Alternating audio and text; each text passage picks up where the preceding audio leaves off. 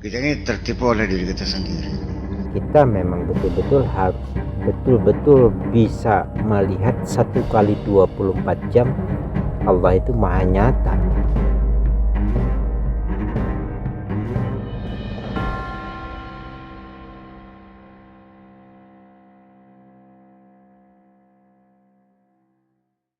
Assalamualaikum warahmatullahi wabarakatuh. Salam rahayu, salam sehat selalu untuk sahabat-sahabatku semua dimanapun kalian berada, dari Sabang sampai Merauke, dari Miangas sampai Pulau Rote. Seperti biasa teman-teman, berjumpa lagi bersama saya di channel TV Abah, channel yang cukup sederhana dan channel apa adanya. Cuacanya seperti biasa teman-teman, sangat-sangat cerah. Mungkin sudah mulai masuk musim kemarau, jadi cuacanya memang sudah terus jarang hujan ya, sering panas terus. Kita minum dulu teman-teman. Tidak perlu berlama-lama teman-teman, kita dengarkan saja kajian beliau yang satu.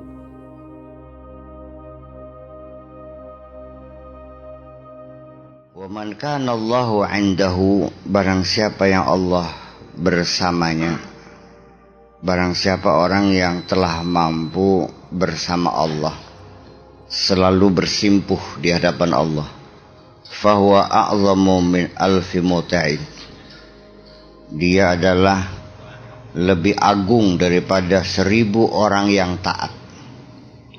Orang yang selalu bersimpuh di hadapan Allah lebih hebat daripada 1000 orang yang taat. Tujibu lahu ta'atuhu, yang harus ditaati, tarduhu wa ba'duhu, terusirnya dan jauhnya. Auhallahu ta'ala ila ba'dil anbiya alaihissalam, Allah memberikan wahyu kepada sebagian nabi, qul li'ibadi, katakanlah kepada hamba-hambaku as-siddiqin, yang jujur, yang benar, la yaghtarru, jangan tertipu, jangan tergoda, ightirar, al-ghurur. Fa ini, karena sesungguhnya aku ini, in uqim alaihim adli wa qisti, kalau aku menegakkan keadilanku, u'azibuhum, aku menyiksa mereka, ghaira zalimin lahum, dengan tidak menganiaya mereka. Wa qul li ibadil khati'in la yai'asu min rahmati, katakan kepada hambaku yang berdosa, yang melakukan kesalahan-kesalahan, jangan berputus asa dari rahmatku. Fa innahu la yakburu alayya dzanbun aghfiruhu, karena tidak ada satu dosa pun yang besar bagiku, aghfiruhu, yang aku ampuni. Yang benar, jangan merasa tertipu karena merasa dirinya melakukan ibadah, melakukan ketaatan, banyak sedekah, banyak berzikir. Jangan tertipu, karena kalau aku menetapkan keadilan, ku terapkan keadilan, adalah hakku untuk menyiksa mereka tanpa dengan tidak ada pengertian bahwa aku menzalimi mereka. Aku tidak zalim. Kalau mereka yang aku siksa, aku nggak zalim. Artinya aja watir ketika bisa mendung siraku, sing ngerasa bener aja sebut jadi wong bener, sebab kita gak bisa mendung siraku. Dan kepada yang banyak dosa juga jangan putus asa, jangan khawatir, nggak ada dosa yang tidak bisa kuampuni. Paham boleh? Jadi sebab ketertipuan kita dan keputusasaan kita, kedua-duanya bisa terjadi. Kita tertipu dengan diri kita sendiri karena kita sudah merasa jadi orang baik, sudah menjadi orang terhormat, sudah jadi kiai, sudah jadi ustadz, seolah-olah meyakini akan masuk surga. Kalau kuterapkan keadilanmu, termasuk kamu juga aku siksa, nggak ada urusan. Demikian juga putus asa, nggak usah putus asa. Berapapun dosamu, sebesar apapun dosamu, nggak usah putus asa. Nggak ada dosa itu lebih besar dari ampunanku. Ya artinya bahwa sekalipun lembuk 40 tahun gak langkah urusan, beres tepanggur kabeh. Ya, ini wifaqan liqauli ta'ala fi kitabil aziz, ya ayyuhalladzina amanu la taqnutu min rahmatillah innallaha yaghfiru dzunuba jami'a.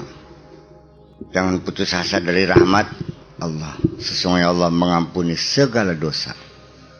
Artinya bahwa keputusasaan itu terjadi karena dia sudah merasa dosanya kelewat batas, kejahatannya sangat banyak, sehingga tinimbang ning akhirat turung tentu ora.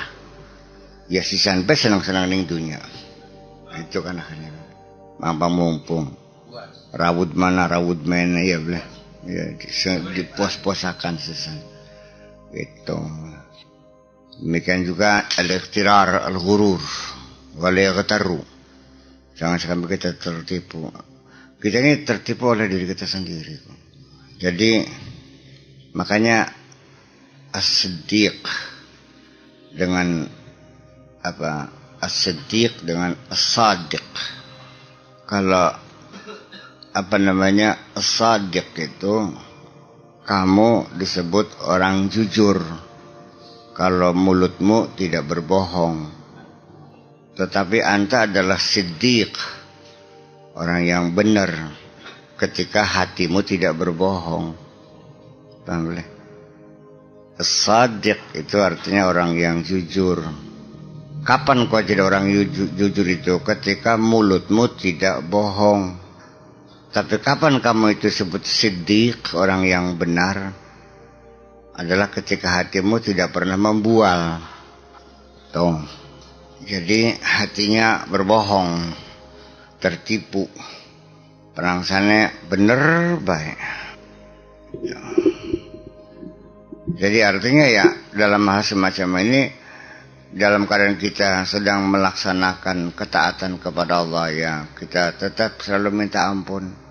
Kita sedang melakukan banyak dosa juga tetap selalu minta ampun. Wa qala Syekh Abu Yazid radhiyallahu anhu, taubatul ma'siyati wahidatun. Pertobatan dari satu kemaksiatan satu kali. Wa taubatut ta'ati, dan pertobatan dari ketaatan alfu taubatin, 1000 pertobatan. Wa kana sallallahu alaihi wasallam idza shalla istaghfara salasan. Dan Rasulullah itu ketika selesai sholat dia meminta ampun 3 kali. Ta'liman lil ummati, untuk mendidik umatnya, untuk mengajari umatnya fi syuhudit taksir, dalam kesaksiannya bahwa diri manusia selalu ada saja keteledorannya, selalu ada saja kesalahannya, sekalipun dalam mentaati, dalam keadaan sedang melakukan ketaatan kepada. Wa illa, kalau tidak demikian, fala istighfar mentaatihi, maka tidak perlu istighfar dong. Masa bersembahyang baca istighfar? Kalau habis maksiat ya pantas istighfar. Salat. Nah, makanya pengertian istighfar itu bukan berarti sholat itu satu dosa, tetapi di dalam pelaksanaan kita melakukan sholat itu pasti ada saja kekurangannya. Ya, min syuhudi taksir, ada saja kealpaannya, ada saja kesalahannya. Entah pikirannya ngelayap, entah ngelamun, yang berakibat sampai jumlah rakaat kita lupa. Ya, sujud sepisan langsung ngadeg, beringayal, macam-macam lah. Mungkin kita dalam keadaan sholat kita sudah batal tapi kita nggak sadar. Atau juga kita waktu wudhu juga di sikutnya ada kena cat, kita nggak tahu. Itu min syuhudi taksir, itu adalah maknanya seperti itu. Artinya selalu ada kekurangan-kekurangan, ada keteledoran dalam pelaksanaan sholat kita itu. Jadi bukan macam istighfar dari sholat, bukan karena saya sholat maka saya istighfar, bukan. Barangkali di dalam sholat kita ini ada hal-hal yang kurang berkenan di sisi Allah. Kita memberikan hadiah kepada orang juga. Ya, pertama-tama mohon maaf, barangkali kurang berkenan, tapi saya sudah mengupayakan untuk memberi yang terbaik. Ya, bokatan kurang cocok ya moga pangapura bela bisa semene kan gitu. Wala dzanba 'alal mukhtar sallallahu alaihi wasallam. Padahal tidak ada dosa alal mukhtar kepada Nabi Muhammad, Nabi yang terpilih sallallahu alaihi wasallam. Padahal beliau itu nggak ada dosa, toh masih istighfar juga. Ada jaminan bahwa beliau tidak melakukan dosa, atau juga kesalahannya selalu dimaafkan. Bisa terjadi, bukan dosa, kesalahan dimaafkan.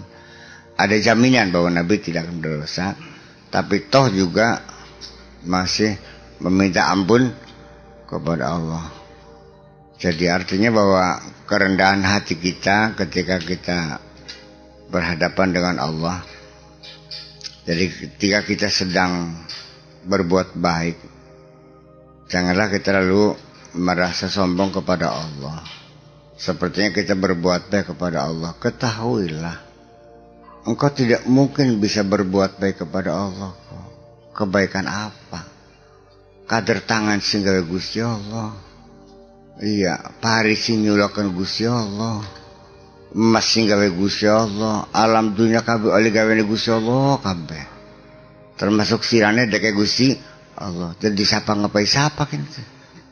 Bujang ngepai majikan mungkin beli. Nyong bujang kok mangan ini kono ngising ini kono duit sing kono masake sing majikan kabeh. Terus merasa berjasa memberi makan kepada majikan. Ini banyak sekali kita orang Islam yang merasakan seperti menghutangi Allah, kita berbuat baik untuk Allah. Kebaikan apa yang kau berikan, yang semuanya punya Allah aja.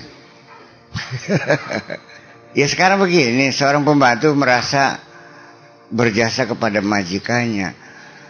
Baju dikasih, uang dikasih, makan dikasih, tempat tinggal dikasih, semuanya.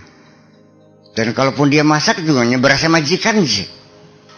Makanya Allah tidak mengakui kamu kalau merasa ngerewangi sugi gusal. Yang gusal lu sugi dewek. Yang terus yang butuh kusira, kalau gusal mah sugi dewek. Makanya jadi ketika Allah mengatakan ya ayyuhan nasu antumul fuqara'u ilallah wa huwal ghaniyul hamid. Allah mengatakan bahwa kamu semua itu butuh sama Allah. Butuh bukan barat. Butuh kepada Allah. Fuqar itu orang-orang yang fakir kepada Allah, artinya yang membutuhkan kepada Allah. Wallahu wal ghaniyul hamid. Allah sugi dewek, terpuji dewek, saya nggak butuh. Nah di sini jadi kenapa kita mesti mewaspadai diri kita sendiri ketika kita sedang berbuat baik? Karena yang dikhawatirkan adalah tertipu kita sendiri. Seolah-olah kita telah berbuat baik kepada Allah dan kita mengharapkan imbalan dari Allah, menuntut bayaran dari Allah. Dan ketika orang itu berbuat baik kan biasanya kan ada sesuatu, merasa menghutangi.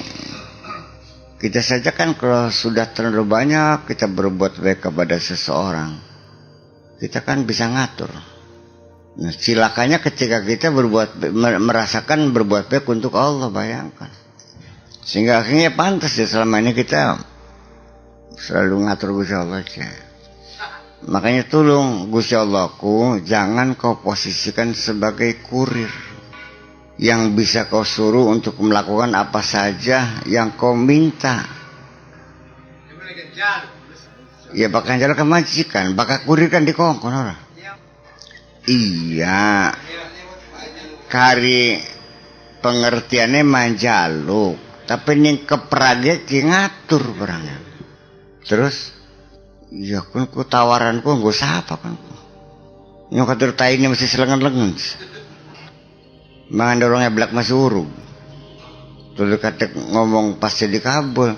Itu kan tawaran kepada orang-orang yang sedang berpuasa di tengah-tengah ayat yang bercerita tentang puasa. Baru kok malam Jumat kemarin kita bicarakan. Man syahida minkum syahrafal wal yasumhu. Iya lagi cerita tentang orang-orang yang berpuasa. Ya, kawatannya kempes tuh ya. Beli turu-turu ya, ngelimangan kempong. Terus minta ya pantas Allah itu juga akan mengabulkan. Puasa sehari saja ada jaminan pasti kukabulkan.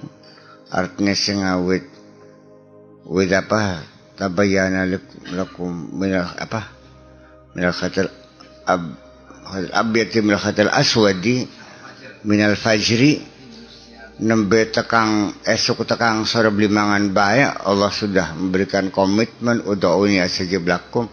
Kau yang lamun 40 dina belimangan belingin dong. Ya ukurannya kau bakal beli dikabul mati bagi kita. Iya, saya tidak akan makan kalau doaku belum dikabul. Yang tadi Gusti Allah senang dipaksa-paksa makananku. Iya, memaksakan diri kita sendiri untuk terus meminta kepada Allah, bukan maksa Allah. Iya, tetapi ya jangan sekali-kali Allah itu dijadikan kurir ya, yang bisa disuruh-suruh untuk mengambil sesuatu untuk melayani kamu. Iya, ya boleh jadi itu mungkin. Tidak, bukan kepada Allah, kepada masyarakat sekitar. Karena istiqomah itu sendiri juga setelah saya identifikasi itu bukan meminta Allah, sedang show of power, sedang menunjukkan kekuatan bahwa aku punya grassroots, aku punya massa sekian banyak, bisa mengerahkan sekian puluh ribu orang. Ya, memang iya, hain paham kan? Kecuali tahlilan yang laut di pantai Tegalagung gal bengi Sabtu kun marutin, bukan lagi menunjukkan kekuatan. Menunjukkan kekuatan siapa? Karena apa? Karena kita tidak terseret dalam politik hal itu. Kita murni betul-betul mendoakan negara ini supaya selamat kan. Ya persoalan nanti negara itu berterima kasih atau tidak kepada kami nggak ada urusan kok. Negara nyumbang beli masa bodong kono, tetapi kita mau berdoa pada Allah. Umpamanya negara Republik Indonesia tidak tahu menau dengan adanya kelompok masyarakat yang setiap malam satu berdoa memohon keselamatan untuk Indonesia. Ya harapan kesuwun yang kiduki papas yang perlu dibangun tah semen teh mangga. Iya, lamun ora ya rombu ya bahkan kata Gusti mau ora. Wah, Allah tahu juga. Gak usah. Iya. Ya kita berbuat baik kepada manusia, kita mintakan doa kepada Allah supaya selamat. Menang lagi aja menang.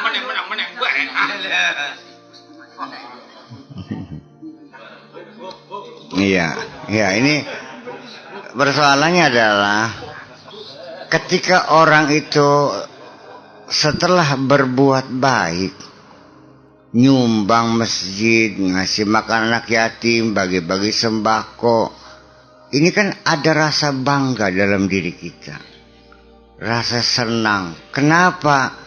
Karena kita tersanjung kan persoalannya. Akasih ngalem, apa beli medeg-deg cungure? Apa beli medeg-deg cungure di alam-alam wongku? Lah itu makanya jadi kesombongan itu muncul dari kebaikan-kebaikan kita. Sebaliknya ketika kita itu tersandung dengan satu kasus skandal, entah korupsi, entah apa, iya kan, kita kan dipermalukan, dicaci maki orang. Disitulah kita menjadi orang yang benar-benar merasa terhina. Makanya pemahaman itu yang perlu kita sadari bersama.